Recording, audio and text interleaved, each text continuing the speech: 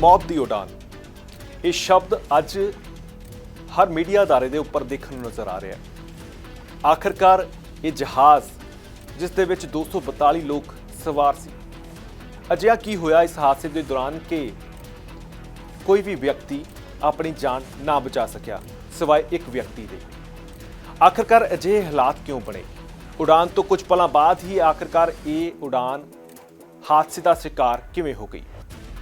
अज इस पूरी घटना की बारीकी दे नाल जांच करांगे। आखिरकार इस जहाज़ दे विच होया कि किस तरीके के हालात बने, जिहड़ियां खबरां निकल के सामने आ रही उन्हां दे पिछे कहानी की हैगी है ते ये जहाज़ एडा वड्डा हादसा क्यों रूप धारण कर गया।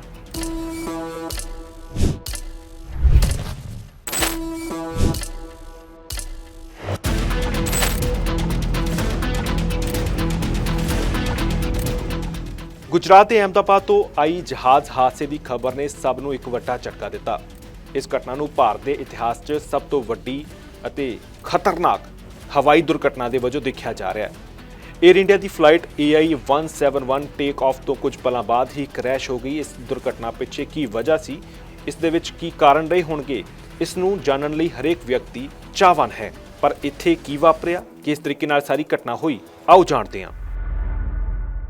12 जून की दोपहर एयर इंडिया की फ्लाइट AI-171 जो कि बोइंग 787 ड्रीम लाइनर सी, अहमदाबाद के सरदार वल्लभ भाई पटेल एयरपोर्ट तो दोपहर के 1:38 से उड़ान भरती है। जानकारी मुताबक यह जहाज़ गैटविक भाव UK जा रहा सी, जिस विच 242 यात्री, 10 जहाज़ के क्रू मैंबर ते 2 पायलट सवार सन।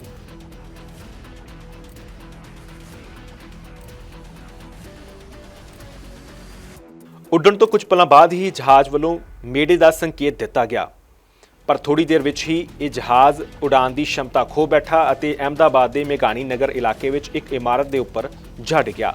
हादसे के बाद जबरदस्त धमाका होया अते जहाज़ के परखच्चे तक उड़ गए। वो मेरे नज़रों के सब सामने हुआ था।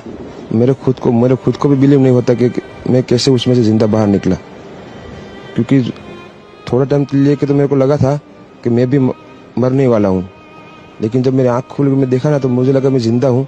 तो मैंने ट्राई किया, जब मेरी सीट थे वो मेरी बेल्ट निकाला, मैंने वो ट्राई किया जहाँ से निकल सकता वहाँ से, तो मैं निकल गया वहाँ से। मेरे नज़रों के सामने एयर होस्टल और दूसरे आंटी अंकल सभी उसमें मैच हो गए थे सभी। अच्छा, थोड़ा सा बता पाए, जब जैसे ही टेक ऑफ हुई फ्लाइट, क्या हुआ था और अचानक से कैसे हादसा हुआ? टेक ऑफ के बाद 1 मिनट के अंदर ही जब टेक ऑफ हुआ ना तो सडनली 5-10 सेकंड कैसे लगा जैसे स्टक हो गया वो। बाद में से मेरे को लगा कि कुछ हुआ। बाद में प्लेन में लाइट ऑन हो गई, ग्रीन और व्हाइट। बाद में वो पता नहीं वो प्लेन टेक ऑफ ज्यादा करने के लिए वो रेस तो बोलते हैं क्या, रेस दिया होगा ऐसा कुछ, और सीधा स्पीड में ही घुस गया जहाँ वो क्या था वो हॉस्टल था, एक हॉस्पिटल का। हाँ, हॉस्टल में, और सब सामने सब हुआ। ये जब फ्लाइट जब क्रैश हुई उस समय हॉस्टल पे लैंड की थी, उसी समय आप बाहर निकले थे? नहीं, क्योंकि आई थिंक मेरे को जब मैं जो साइड पे था ना, वो साइड हॉस्टल पे नहीं लैंड हुई थी। हॉस्टल के जो ग्राउंड फ्लोर है ना, जैसे नीचे, वहाँ लैंड हुई थी। तो मुझे दूसरे के बारे में मेरे को पता नहीं, लेकिन मैं जहाँ लैंड हुआ था ना वो नीचे की साइड थी। तो जब वहाँ थोड़ा पेस भी था प्लेन के जब बाहर, तो जब जैसे मेरा डोर टूटा ना सब, तो मैंने देखा ना जब सामने कि थोड़ा इधर पेस है, तो मैं ट्राई कर सकता हूँ निकलने के लिए। तो मैंने ट्राई किया निकलने के लिए, तो फिर मैं निकल गया उधर, क्योंकि अपोजिट साइड पे था ना वो बिल्डिंग का वो था ना दीवार, तो उधर से कोई शायद नहीं निकल सका होगा, क्योंकि उधर पूरा उधर ही क्रैश हुआ था। मैं जो जहाँ था वहाँ ही थोड़ा पेस था।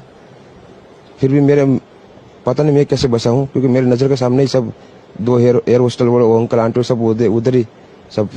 आप पैदल चल के आए वहाँ से निकल के? हाँ, और थोड़ा जब आग लगी ना मेरा लेफ्ट हैंड भी जल गया थोड़ा। फिर एम्बुलेंस मेरे को उठा लेके इधर आया।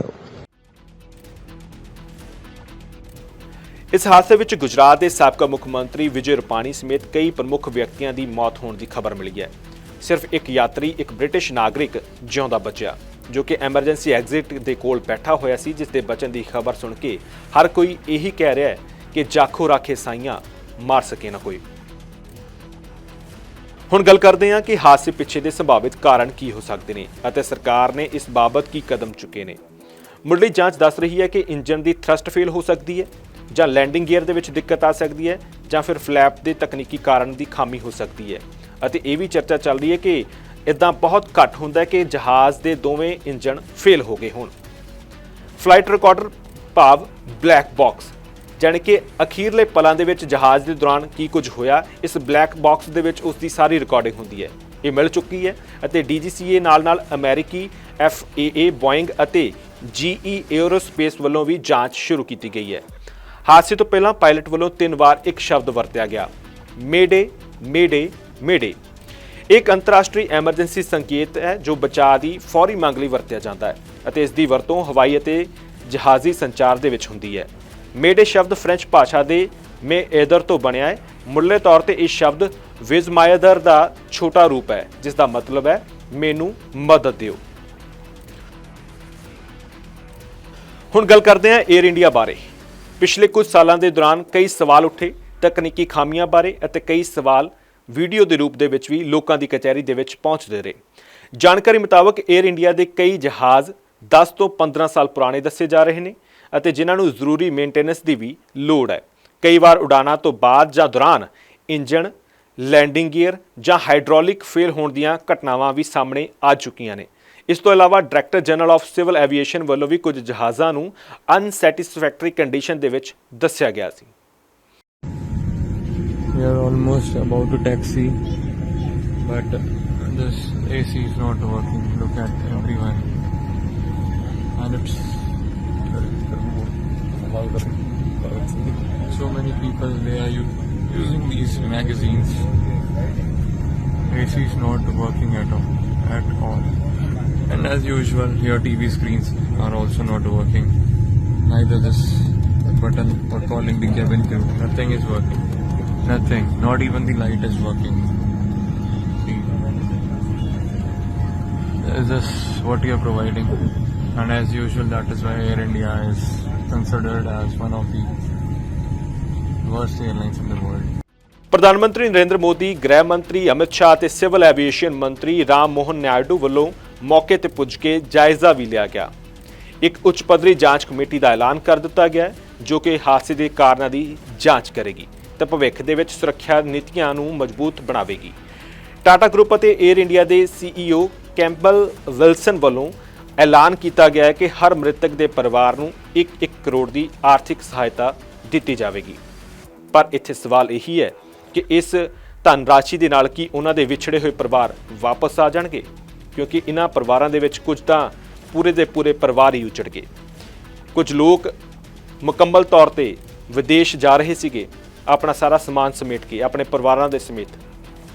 ਕੀ ਉਹਨਾਂ ਦੀ ਜ਼ਿੰਦਗੀ ਦਾ ਮੁੱਲ ਸਿਰਫ ਕੁਝ ਚੰਨ ਰੁਪਏ ਹੋਣਗੇ? ਇੱਥੇ ਬਹੁਤ ਵੱਡੇ ਸਵਾਲ ਉੱਠਦੇ ਨੇ। ਇਹ ਹਾਦਸਾ ਭਾਰਤੀ ਹਵਾਈ ਇਤਿਹਾਸ ਵਿੱਚ ਇੱਕ ਕਾਲਾ ਅਧਿਆਇ ਬਣ ਗਿਆ ਹੈ।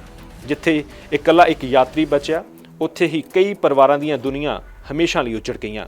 ਹੁਣ ਸਵਾਲ ਇਹ ਉੱਠਦਾ ਹੈ ਕਿ ਕੀ ਅਜਿਹੇ ਹਾਦਸਿਆਂ ਤੋਂ ਅਸੀਂ ਭਵਿੱਖ ਦੇ ਵਿੱਚ ਸੁਰੱਖਿਅਤ ਰਹਿਣ ਦੇ ਲਈ ਕੀ ਸਿੱਖ ਰਹੇ ਹਾਂ।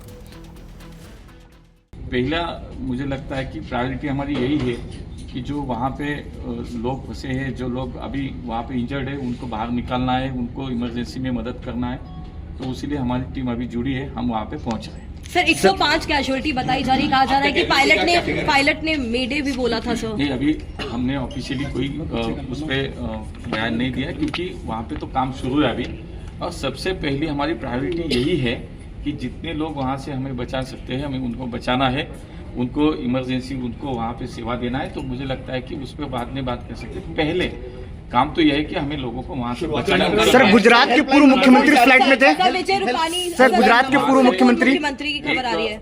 जी अभी तो नाम फाइनली नहीं है, अभी लिस्ट आ रही है, लेकिन बोर्डिंग पास पे तो नाम था, लेकिन देखते हैं अभी क्या होगा। सर एक वहाँ पे हमने हेल्पलाइन नंबर जो है वो भी शुरू किया है। हमारे अहमदाबाद जो एयरपोर्ट है वहाँ का हेल्पलाइन नंबर मैं आपको बताता हूँ, 07922869211। फिर से एक बार मैं बोलता हूँ, जो वहाँ पे हमने हेल्पलाइन नंबर शुरू किया है वो है 07922869211।